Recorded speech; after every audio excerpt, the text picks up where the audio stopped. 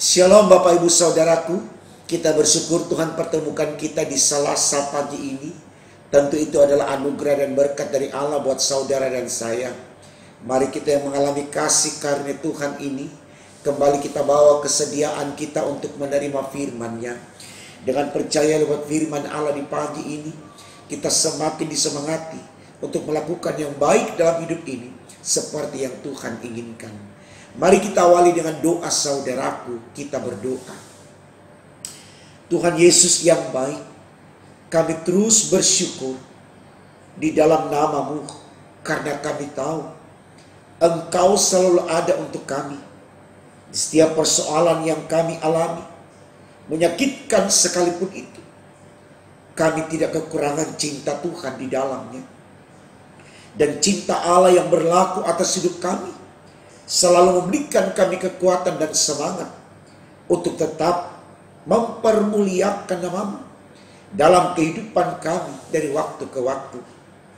Dalam syukur di pagi ini, kami hendak menyempurnakan dengan firman Allah lewat apa yang kami baca, renungkan bersama dalam pemberitaan firman di pagi ini. Untuk itu ya Allah, berfirmanlah, karena kami sedia mendengarkannya. Demi Yesus yang adalah firman, kami berdoa kepada Bapa di sorga. Amin. Saudaraku, bacaan Alkitab kita di Selasa pagi ini terambil dari kitab Hosea 2 ayat 13 hingga 14 yang berbunyi demikian.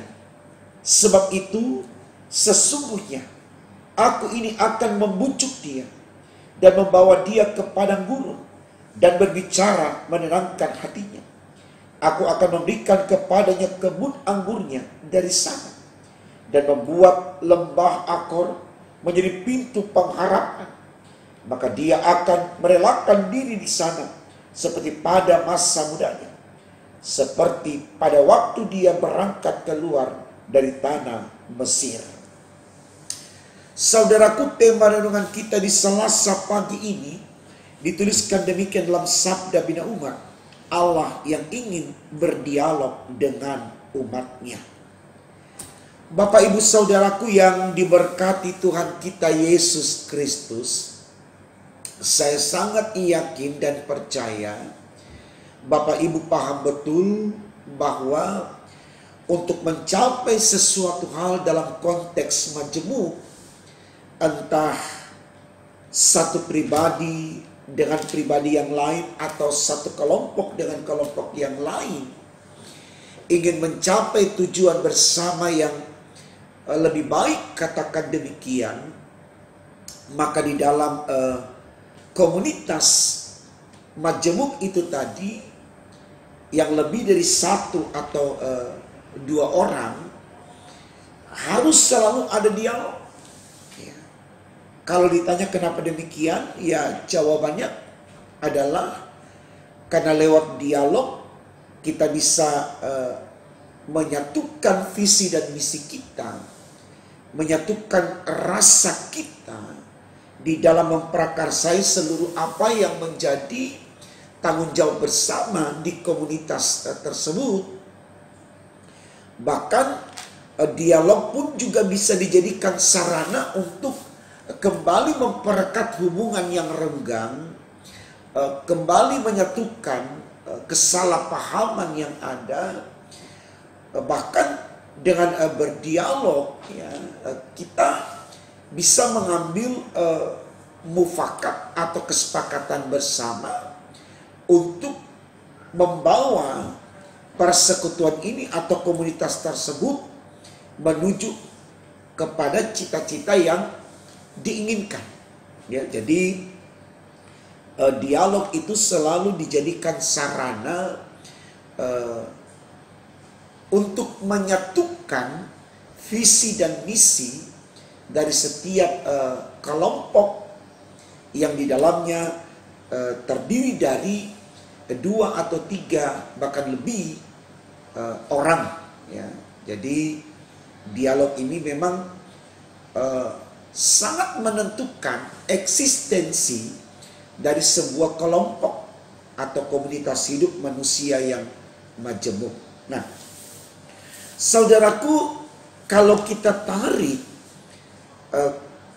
tema renungan kita ini ke dalam konteks kehidupan kekristenan kita, maka tentu di sini kita diarahkan untuk selalu bisa berdialog dengan Allah. Ya, ternyata bukan hanya manusia satu dengan manusia yang lain yang membutuhkan dialog atau berdiskusi, ya, tetapi dalam hubungan manusia dengan Allah itu juga harus terjadi. Ya. Manusia harus memberanikan diri untuk berdialog dengan Allah atau berbicara dengan Allah karena Allah yang memintanya. Makanya Yesus ajarkan kita tentang hal berdoa. Ya, kalau kita baca dalam kitab Injil Matius pasal 6, di situ dikisahkan hal tentang berdoa. Ya, berdoa artinya berbicara dengan Allah, berdialog dengan Allah. Ya, saya bisa bayangkan saudaraku, kalau kita tidak punya semangat dari diri kita untuk berdialog dengan Allah, artinya kita tidak punya doa di dalam kehidupan kita, ya, itu sama saja artinya kita tidak bernafas, karena doa itu identik dengan nafas. Ya. Jadi begitu pentingnya berdialog itu saudaraku, baik dalam relasi kita dengan sesama manusia maupun dalam hubungan kita dengan Allah. Nah, ini yang kemudian digambarkan dalam kitab Hosea, ya, di mana Allah membuka diri kepada orang-orang Israel dalam kepemimpinan Hosea pada waktu itu untuk kembali membangun dialog. Tujuannya adalah supaya umat yang sudah membelokkan kebaikan Allah dengan cara-cara duniawi, ya, itu bisa dia sampaikan kepada Allah permohonan maafnya. Lalu di situ juga Allah akan kembali menunjukkan wejangan-wejangan hidup yang harus orang Israel lakukan supaya mereka tidak lagi mengalami yang namanya kebencian Allah, amarah Allah. Ya. Jadi tujuan dialog antara Allah dengan umatnya adalah supaya umatnya tahu apa yang diinginkan oleh Allahnya, ya, dan Allahnya ini pun bisa memberitahukan kepada umatnya apa yang harus dia lakukan untuk menyenangkan dia. Nah, ketika sudah ada titik temu antara Allah dengan umatnya lewat dialog itu, ya, maka tentu di sana akan ada semangat baru lewat komitmen yang baru tentunya untuk melangkah ke depan, meraih sesuatu yang lebih baik, tidak seperti pengalaman yang sudah terjadi. Ya, jadi ini saudaraku merupakan satu teladan baik kepada saya dan Bapak Ibu untuk juga mau mengambil langkah demikian. Walaupun mungkin tidak secara langsung Allah meminta kita berdialog dengan dia, tapi kita yang berinisiatif untuk datang berdialog dengan Allah. Artinya kita yang memiliki keinginan untuk berbicara kepada Allah dengan harapan lewat apa yang kita ungkapkan kepada Allah, katakan lewat doa kita, di situ Allah memahami kita. Di situ Allah mengetahui apa yang kita butuhkan. Apa yang membuat kita jatuh dan lemah, di situ kita minta penguatan dari Allah. Tentu pencurahan Roh Kudus. Ya. Yang dalam waktu dekat nanti kita akan mengingat rayakan peristiwa pencurahan Roh Kudus. Nah, kita harus minta saudaraku kepada Allah. Jangan kita pasif menanti reaksi Allah untuk secara spontan Allah berikan itu. Tidak saudaraku. Firman Tuhan sudah katakan mintalah maka engkau akan mendapat. Jadi di sini Tuhan juga mau kita tidak hanya berdiam diri menunggu reaksi Allah, tapi kita harus menyampaikan permohonan kita kepada Allah. Ya. Firman Tuhan juga yang lain sudah mengatakan, hai kamu yang berbeban berat, datanglah kepadaku. Artinya kita harus datang kepada Allah, berbicara kepada Allah apa yang Allah inginkan. Ya. Karena Allah itu tidak mau bekerja simsalabim lalu jadilah ini, tidak. Dia mau dalam proses dialog itu, ya, kita semakin mengenal Allah dan Allah mengetahui apa yang kita butuhkan. Ya, jadi ini sangat baik sekali Bapak Ibu Saudaraku untuk kita ketahui supaya kita mulai untuk tidak selalu acuh tak acuh terhadap Allah. Kita mulai untuk tidak bermasa bodoh terhadap Allah.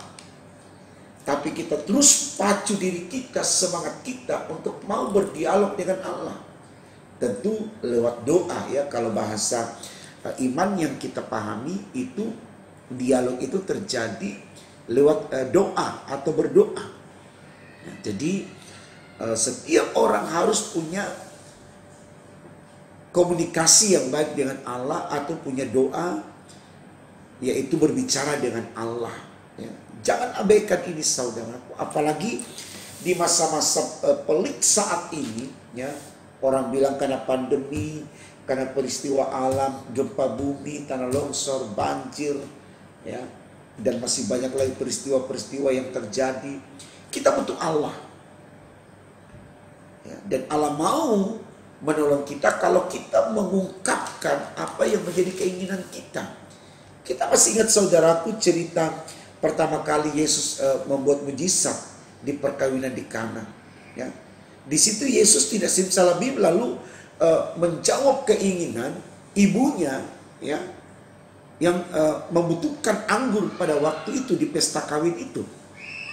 Tapi Yesus bertanya kepada ibunya, hai ibu, mau apakah engkau dariku? Jadi artinya Yesus mau ibunya berdialog dengan dia, ibunya berbicara dengan dia, apa yang engkau mau?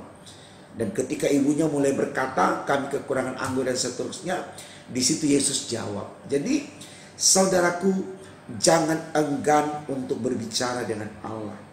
Jangan acuh tak acuh untuk berbicara dengan Allah. Itu penting bagi kita. Karena kita butuh Allah. Dan Allah akan memberikan sesuatu yang kita butuhkan kalau kita mau berbicara dengannya. Jangan berhenti berbicara dengan Allah saudaraku. Bangun terus semangat untuk berdialog dengan Allah. Maka disitulah kita akan mendapatkan apa yang kita inginkan. Karena Allah sudah mengetahui apa yang kita sampaikan kepadanya. Tuhan memberkati firman-Nya. Amin. Mari kita berdoa. Tuhan Yesus yang baik, terima kasih. Engkau sudah ajarkan kepada kami bagaimana kami harus memiliki kerinduan dan keinginan untuk selalu berbicara dengan Engkau lewat setiap doa-doa kami. Berkenan Tuhan, dengan apa yang kami diskusikan atau dengan apa yang kami sampaikan kepadamu, berdialog dengan Engkau, berkenan itu menjadi berkat sempurna bagi kami untuk mengerti Allah, dan di dalamnya Allah memberkati kami. Berkati kami terus Tuhan dengan apa yang ada pada kami, demi untuk kemuliaan nama-Mu, agar kami tidak sungkan, kami tidak selalu acuh tak acuh dengan Engkau, tapi kami selalu mau berdialog dengan Engkau, berbicara dengan Engkau dan doa-doa kami. Terima kasih ya Allah, dengarkan doa kami, sempurnakan dan kabulkan, karena kami berdoa hanya dalam nama Tuhan Yesus Allah kami yang hidup. Haleluya, puji Tuhan. Amin.